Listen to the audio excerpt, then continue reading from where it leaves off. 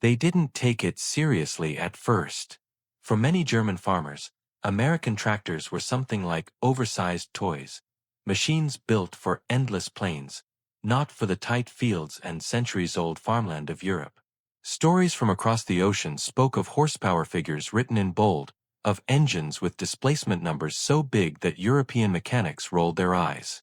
And when word spread that a John Deere Veer 000 was coming to their countryside, the reaction was simple: disbelief, then laughter.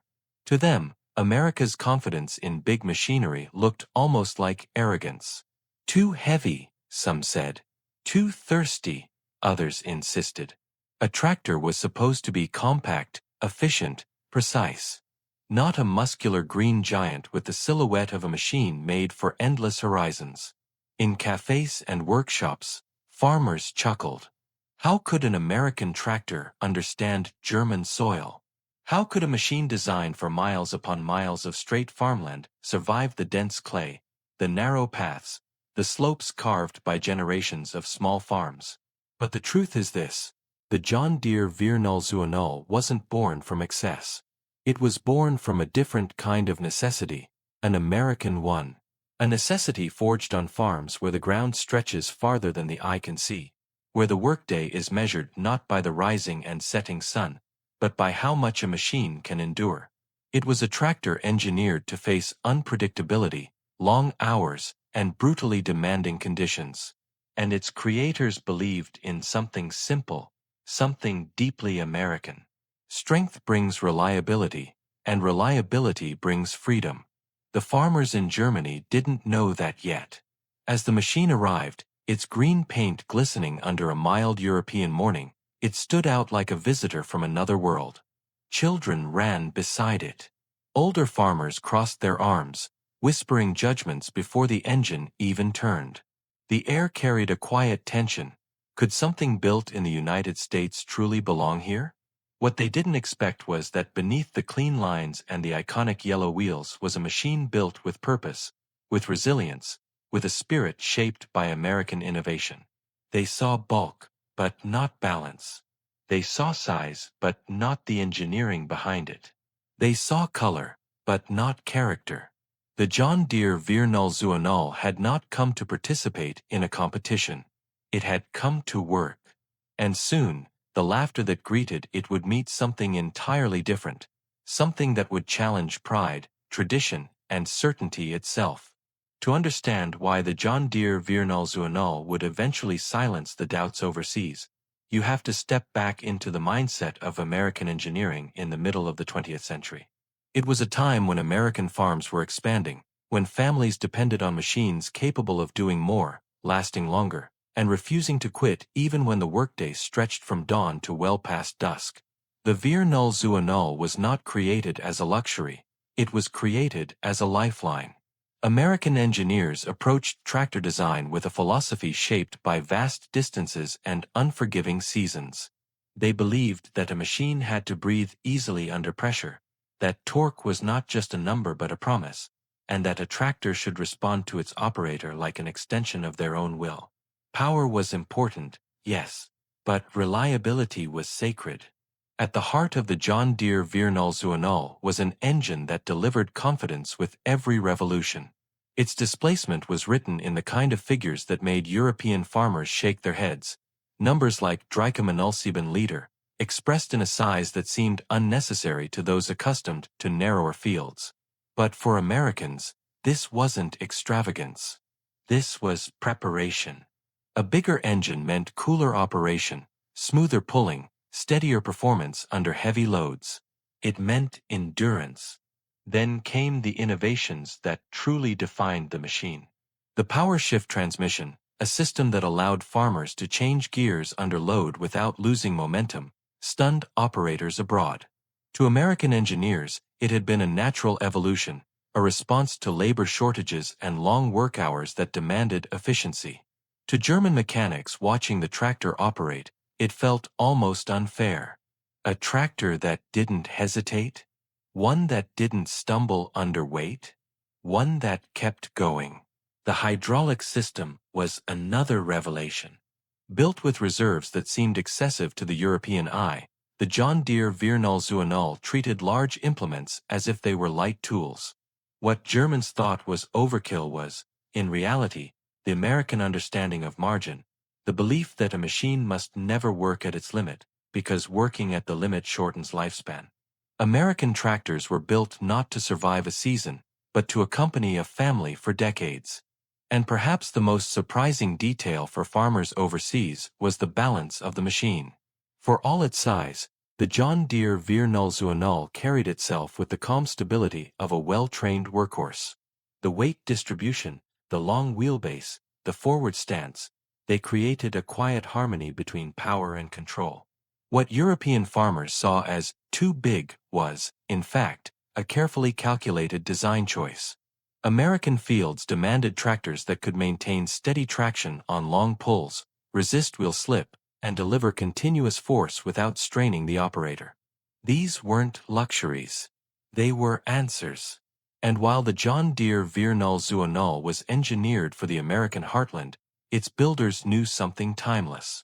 A well-built machine performs anywhere, whether under the endless skies of Iowa or the rolling fields of Bavaria. Soon, the doubts would meet the dirt. Soon, theory would meet reality. When the John Deere Vernal rolled onto German soil for its first real demonstration, the atmosphere felt almost theatrical. Farmers gathered with folded arms and skeptical smiles, engineers stood ready with notebooks, and local mechanics positioned themselves as if waiting for the moment the machine would embarrass itself. The laughter had softened, but the disbelief remained. The Americans had sent a tractor, yes, but Germany was waiting to see it fail.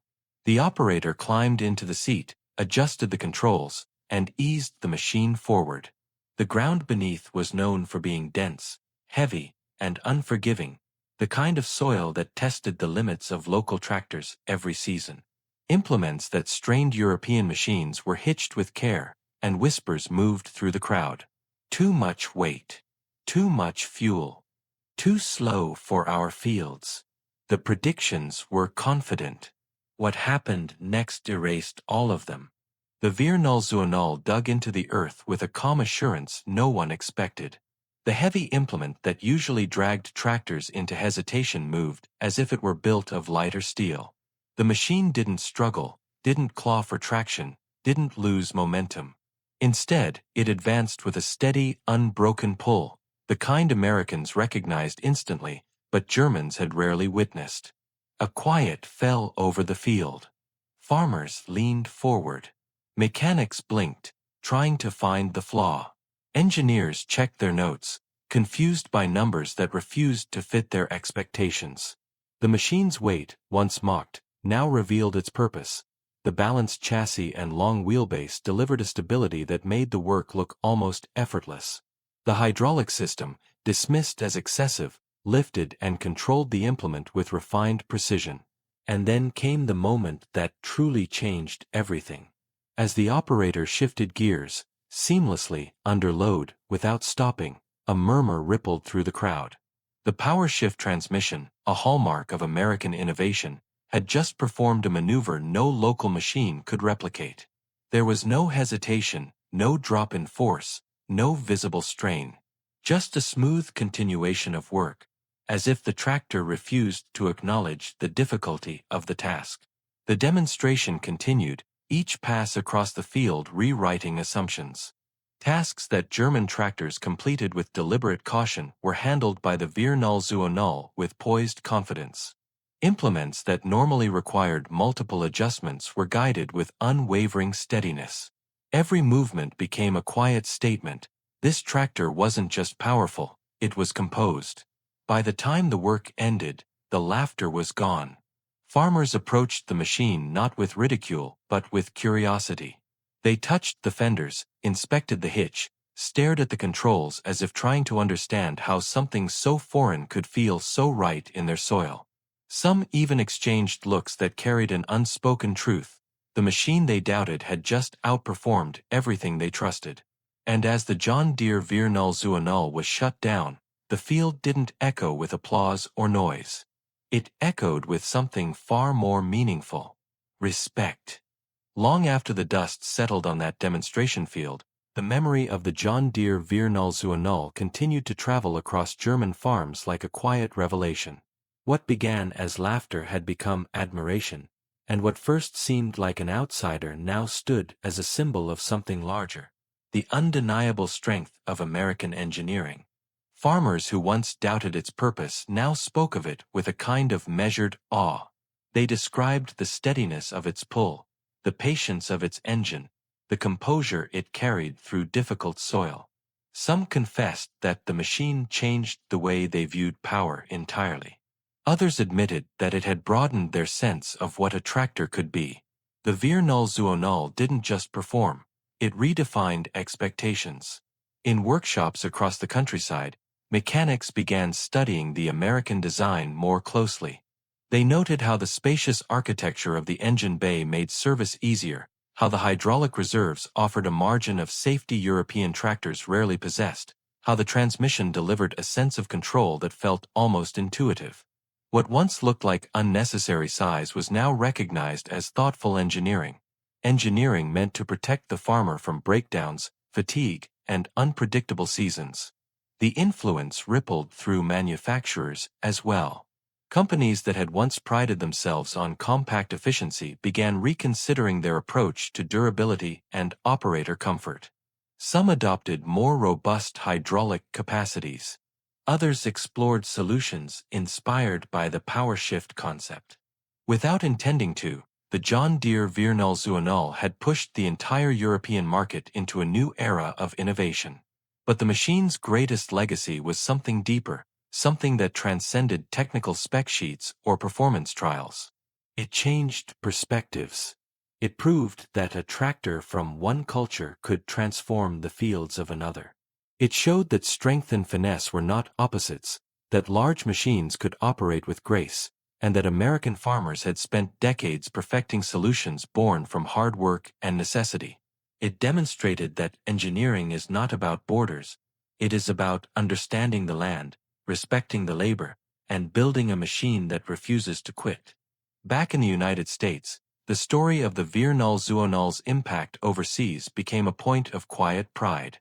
Not a triumphant victory, but a reminder that American innovation, when built with integrity, speaks a universal language. The machine had crossed an ocean, faced skepticism, and earned respect through nothing more than its performance. Today, the John Deere Veer-0 is remembered as one of the tractors that bridged cultures. A symbol of resilience. A testament to engineering that endures. A reminder that sometimes the world doubts what it doesn't understand, until the work begins, and the truth can no longer be ignored. For the farmers in Germany, it was no longer the machine they laughed at. For the farmers in America, it became a chapter in a story of quiet triumph. And for the history of agriculture, it remains one of the moments where the field itself delivered the verdict. The John Deere Veer-0 was built not just to work, but to prove a point.